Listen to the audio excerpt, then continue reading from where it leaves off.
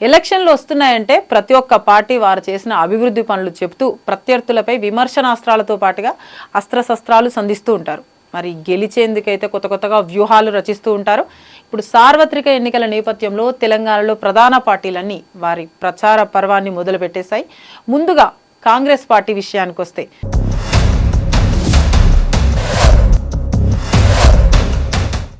పదిహేను ఎంపీ స్థానాల్లో గెలిపే లక్ష్యంగా మిషన్ 15 అని కాంగ్రెస్ పార్టీ జోరును పెంచింది.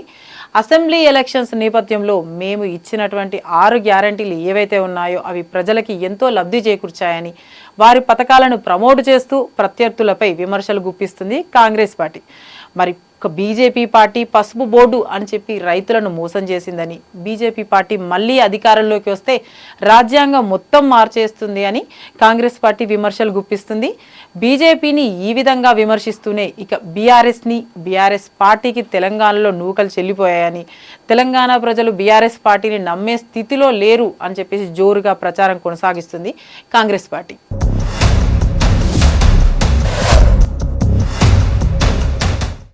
ఇక బీఆర్ఎస్ విషయానికి వస్తే అసెంబ్లీ ఎలక్షన్స్లో ఓడిపోయినా కూడా ప్రజలలో బీఆర్ఎస్ పార్టీ మీద ఉన్నటువంటి నమ్మకం ఏదైతే ఉందో అది సన్నగిలలేదు అంటూ కేవలం 1.8% ఓట్ల తేడాతో మాత్రమే మేము ఓడిపోయాము అని, కేసీఆర్ చేసినటువంటి అభివృద్ధి సంక్షేమ పథకాలు అన్నీ కూడా బీఆర్ఎస్ పార్టీకి కలిసొచ్చే అంశాలు అంటూ ప్రచారం చేస్తూనే ప్రత్యర్థులైనటువంటి కాంగ్రెస్ బీజేపీల మీద ఘాటైన విమర్శలు చేస్తుంది బీఆర్ఎస్ పార్టీ.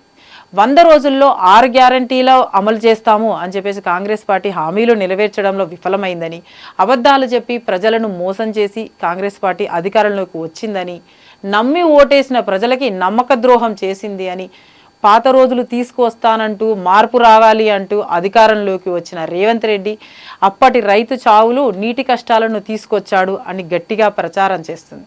అదేవిధంగా బీజేపీ పార్టీని కూడా తమదైన స్టైల్లో విమర్శిస్తూనే తమ ఎన్నికల ఓట్ల వేట కొనసాగిస్తుంది బీఆర్ఎస్ పార్టీ.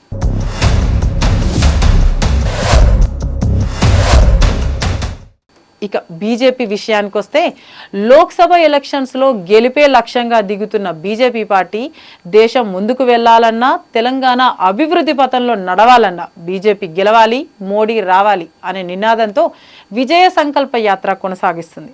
అదేవిధంగా ప్రత్యర్థులైనటువంటి బీఆర్ఎస్ పార్టీ కాంగ్రెస్ల మీద విమర్శలు గుప్పిస్తుంది. బీఆర్ఎస్ నేతలు అందరూ కూడా అవినీతి పరులు అని, ముఖ్యంగా కవిత లిక్కర్ స్కామ్ని తెర మీదకి తీసుకొచ్చింది బీజేపీ పార్టీ. అదేవిధంగా కాంగ్రెస్ పార్టీ అంటేనే స్కామ్ల పార్టీ అని, మోడీ అంటే దేశంలో ఒక చరిష్మా ఉందని, అంతటి చరిష్మా కాంగ్రెస్ పార్టీలో ఏ నాయకుడికి కూడా లేదు అని ప్రచారం కొనసాగిస్తుంది బీజేపీ పార్టీ. మరి ఈ రకంగా ఎవరికి వారే వారి రాజకీయ ప్రచారాలను తమదైనటువంటి స్టైళ్లలో కొనసాగిస్తున్నారు. మరి తెలంగాణలో ఏ పార్టీ భవితవ్యం ఎలా ఉంటుందో మే 13న తేలబోతుంది. తెలంగాణలో ఏ పార్టీకి ఎన్ని సీట్లు వస్తాయి అని మీరు అనుకుంటున్నారో కామెంట్ సెక్షన్లో కామెంట్ చేయండి.